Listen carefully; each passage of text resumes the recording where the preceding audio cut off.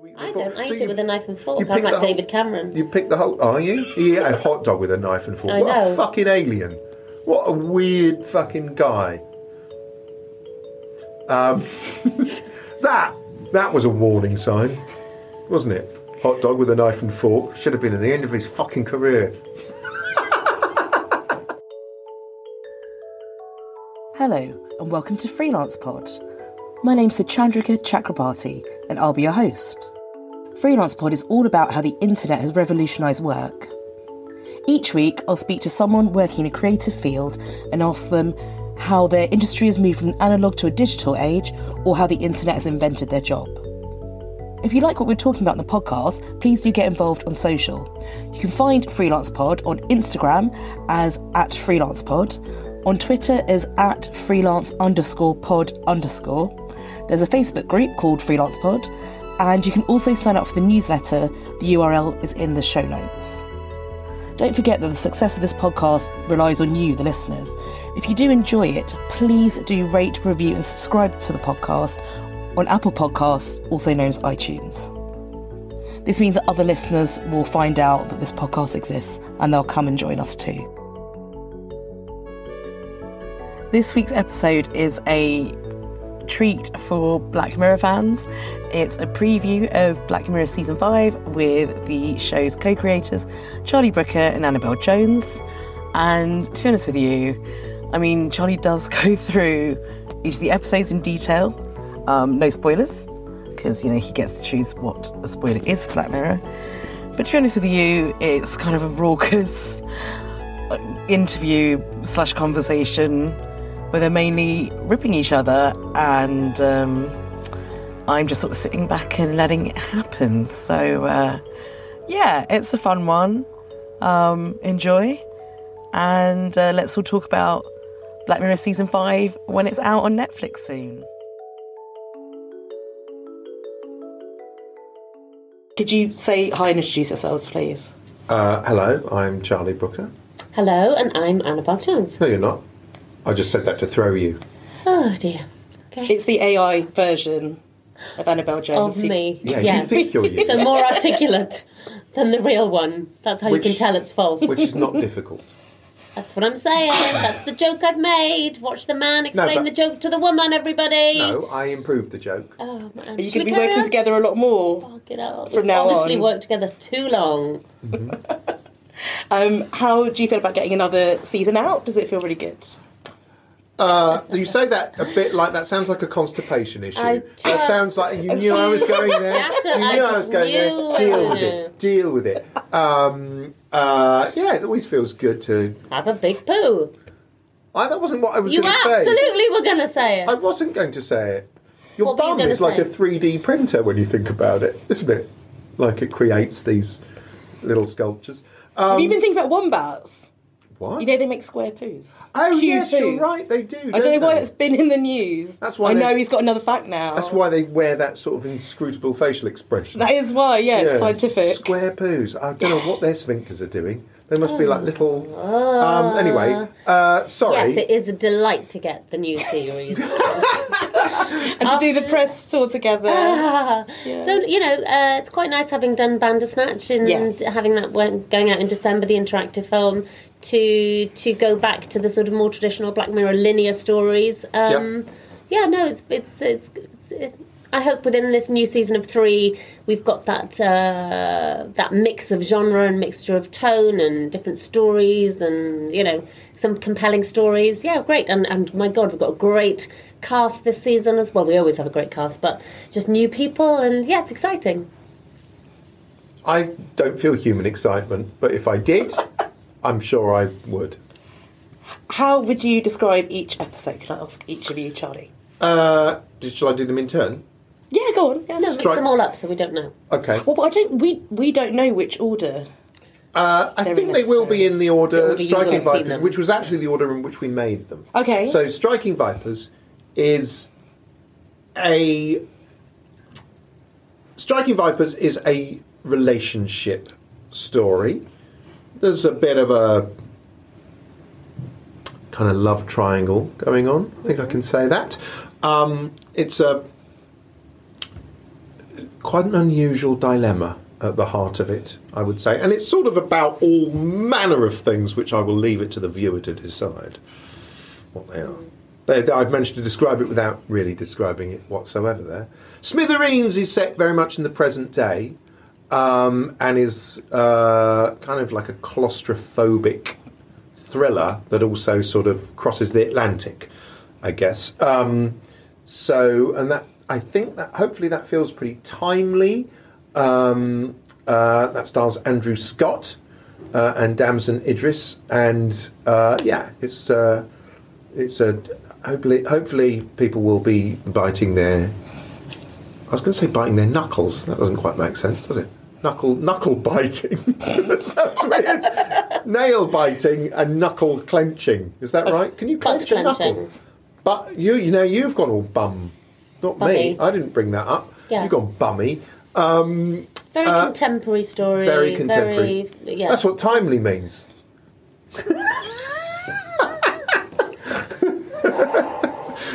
It's going to be a long day. Okay. And Rachel, Jack and Ashley too. Yeah.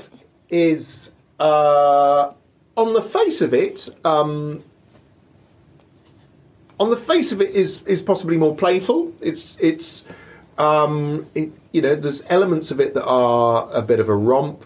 At the same time, there's quite a few dark elements and quite a few sort of satirical elements going on there in terms of the music industry. And so it's about a teenage girl who idolises a very famous pop star and is given a kind of device that will in some way bring her closer to her idol. And at the same time, we see that idol's life is maybe not as pleasant as it appears from the outside. And then their paths cross in an unusual way. ... That's the elevator pitch. What do you reckon?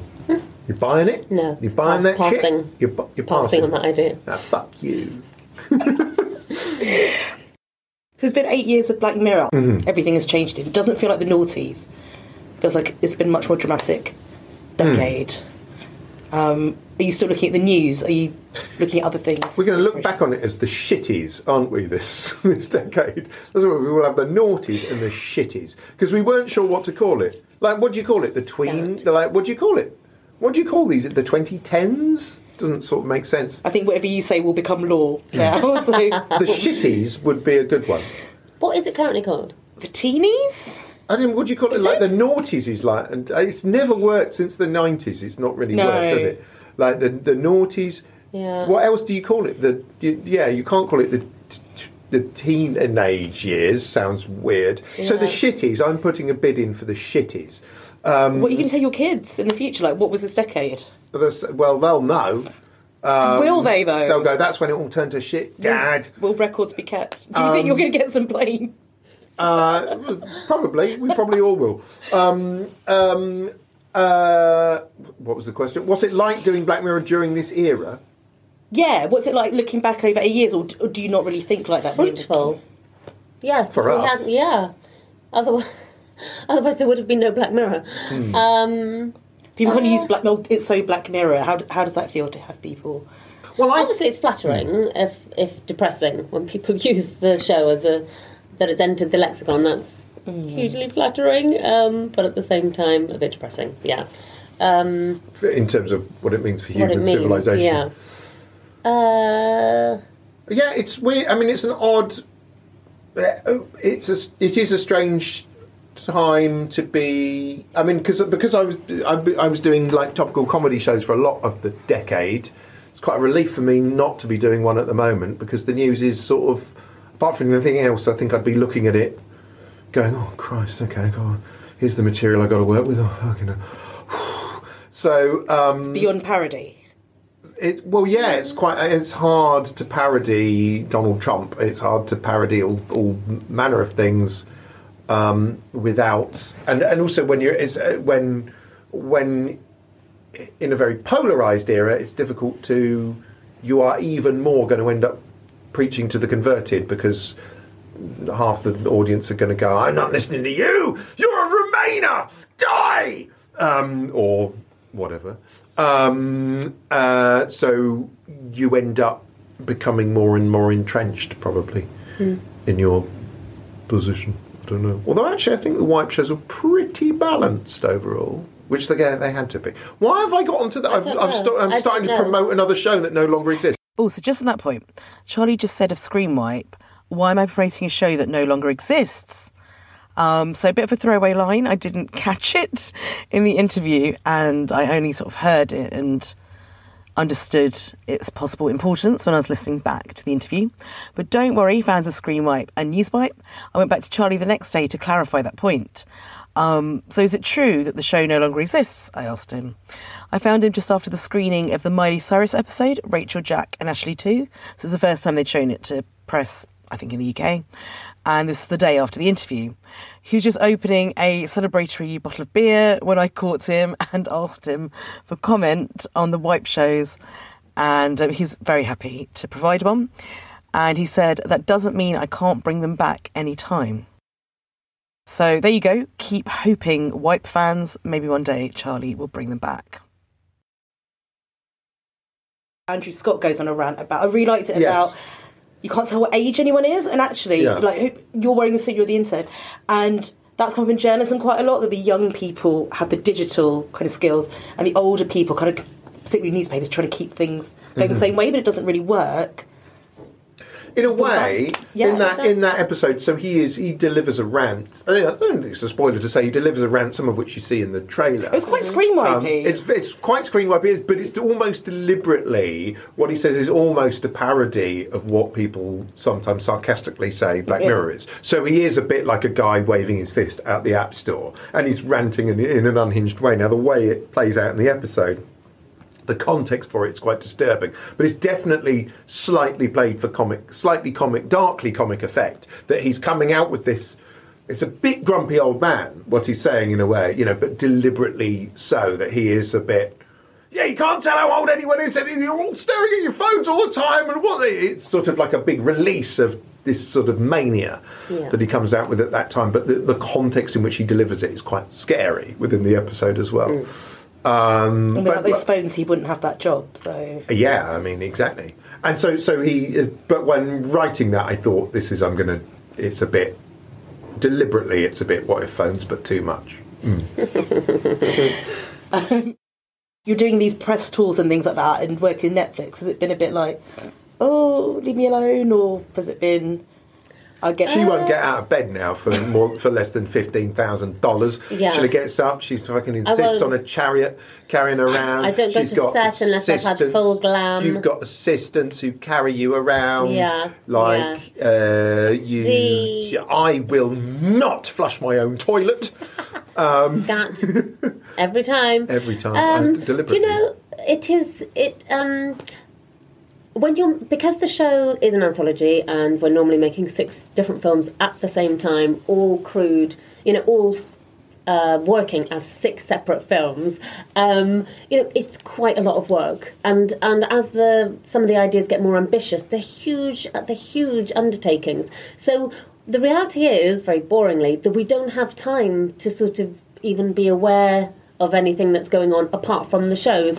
And of course, it's such a huge privilege to have 6 films that you can make under the Black Mirror banner. So we're just more consumed with the films than anything else. So if it's doing well, we're not really aware of it until those sort of very rare moments. For example, when we're asked sounds about ridiculous. When we're either asked about it, or when we're sort of said, right now you've been nominated for an Emmy and you've got to go to LA, and you go, really? So it's those little moments where you have but that's not a reality. That's all just artifice anyway. And those things I always still feel. So you can only. It has to be the love of the show that is the thing that, and the thought and the idea that there's an interesting angle or observation or behaviour or just something in the ether that hasn't been dramatised by anyone else that we should do. So that's what keeps you motivated. I still always, with anything like that, if we get invited to an award ceremony or something like that, I always think on some level, even though I know this isn't the case, on some level I feel like there's been a mistake and they've invited, I've been invited by mistake and I'm there by mistake, and there's all these grown-ups there who make programmes, they write things and do it all properly, and then I'm there, and hopefully no one will fight. It sounds like I'm describing imposter syndrome there. It's not quite that. Like, because I think that we do a good job, but it is a bit like, it's a bit weird to suddenly find yourself in three-dimensionally, physically in that room is quite odd. Do you know what, with cult shows, the showrunners, as I guess you guys get called a lot, aren't always so associated with it, aren't always so publicised. So I guess that's what I'm getting at. When people talk about Black Mirror, they talk about you two quite a lot. You've had to become even more public, or quite public in your case, and that's quite... That's probably because we don't have cast members who continue from episode to episode, so we're the only consistent fucking faces. And our faces aren't consistent. No. I suppose it is unusual in that sense, in that there's not a family of actors and directors and, you know, cinematographers that we all work with together. It's just us two long-suffering fools. Oh, speak for yourself. Yeah. But I prefer to think of myself as a clown. An imposter, a clown. I think of myself as a buffoon. You can think of yourself as a fool.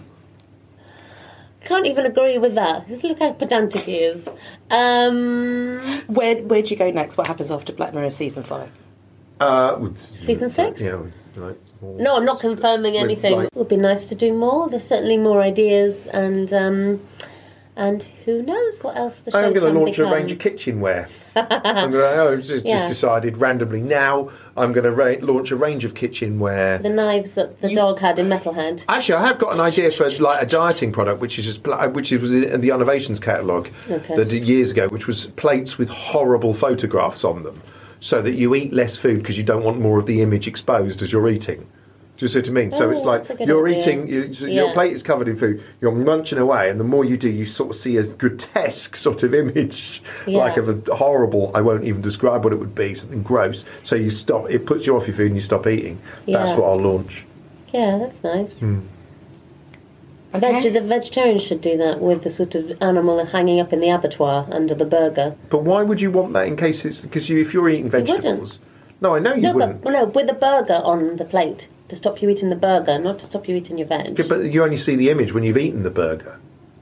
No. Yes, because the burger covers the image until you eat it, and then the image is exposed. You were saying you eat a little bit, you see a little bit of the image, you don't want to see any more of the image. Yeah, but you don't want it to be too intriguing. You don't want to go, oh, what's this? I'll eat a bit more of this. Now. And also a burger, you pick it up and then you put it down, so it's not like it's something you eat with a fork. I eat it with a knife and fork. I'm like David Cameron. You pick the whole... Are you? You eat a hot dog with a knife and fork. What a fucking alien.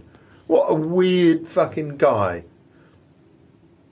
That was a warning sign, wasn't it? Hot dog with a knife and fork. Should have been at the end of his fucking career. One more question. How's the Alexa going in your house? Are your kids actually talking to you anymore? It is unplugged.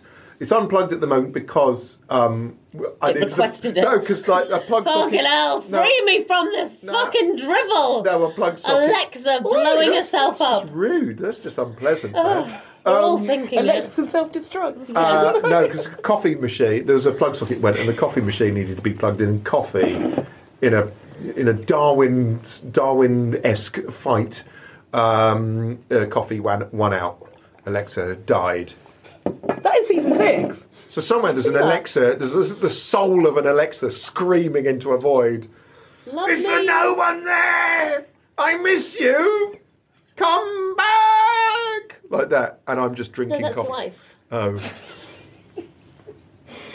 She wouldn't say, no, I miss you, come back. Wouldn't. I can't imagine. Like, fuck She'd off. have no reason to say those phrases. She would not even realise. No. Except she'd go, my life seems better. No. I'm in a void. I'm in a void with no arms or legs or no existence. And yet he's not around. I feel happiness. Yeah. It's been so nice to see you. I am so... Good luck with that. Oh, God. No, that was great. Mm-hmm. You actually said stuff that That's why I brought up Cameron. yeah. I'm so on message. Thanks to Charlie Brooker and Annabel Jones for a really fun interview and for wishing me luck with it. I'm sure you'd agree that it was a joy to listen to and I hope it's got you excited for the next season of Black Mirror. And I have seen it, and it is good, and I've got a pretty definite favourite, I think. Well, that's it for another episode of Freelance Pod. If you enjoyed what we talked about in this episode, please do get involved on social. You can find Freelance Pod on Instagram as @freelancepod, on Twitter as @freelance_pod_. There's a Facebook group called Freelance Pod, and you can also sign up for the newsletter. The URL is in the show notes. Don't forget that the success of this podcast relies on you, the listeners. If you do enjoy it, please do rate, review and subscribe to the podcast on Apple Podcasts, also known as iTunes. This means that other listeners will find out that this podcast exists and they'll come and join us too. That's it for now. Speak to you again soon. Goodbye.